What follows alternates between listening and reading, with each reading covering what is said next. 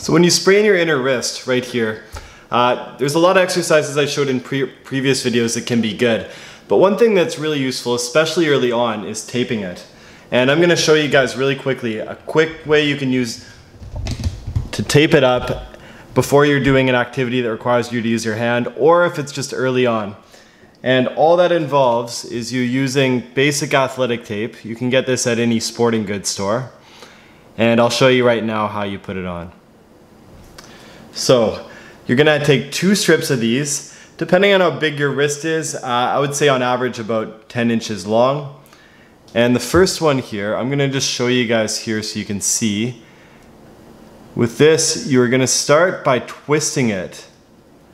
It's a little different than other tape jobs, but what you wanna do is you wanna keep this thing long. Sorry, let me just show you here.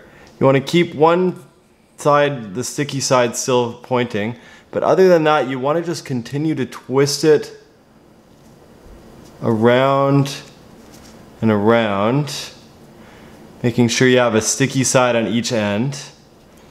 And this is going to be your bottom layer. So I'm going to show you guys my hand here, and I'm actually going to zoom in a little bit just so you guys can see. But basically, this is my hand, and what I'm going to do next is I am going to put the spinned up piece of tape underneath, or over and around my wrist rather. So how this works is I'm gonna put this here. I'm gonna actually pull back a little on the camera. Start with it over top, and you wanna find right on the bony part of your wrist, right past that is usually the point that's tender when you have these kind of sprains. So what you wanna do is you wanna first put the sticky side on the end of on the back of the wrist. And it's really important that you start on the back of the wrist and then go around. So starting on the back of the wrist and then going around on the pinky side. That'll make it a lot better because it'll pull things down and just bring it back into place. So you want to pull that around. You don't have to be too firm on this one because it's just the underneath layer, but I would give it a little tug at the end just to make sure that that goes around. So now you got the first layer, and you'll know it's decent if it is kind of blocking your ability to bend your wrist. It should feel like you got about half the range you normally have.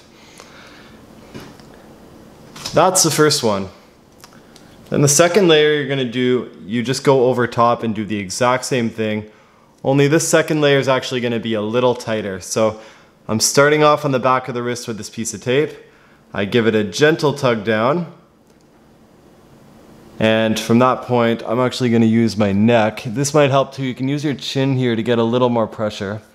I pull it underneath here, and then I wrap it around the wrist, strap it on the other end, and then give it a tight squeeze. So just so you guys could see, the way I was going around this way with a smaller one, and then around here with an even bigger one. And this should be nice and tight.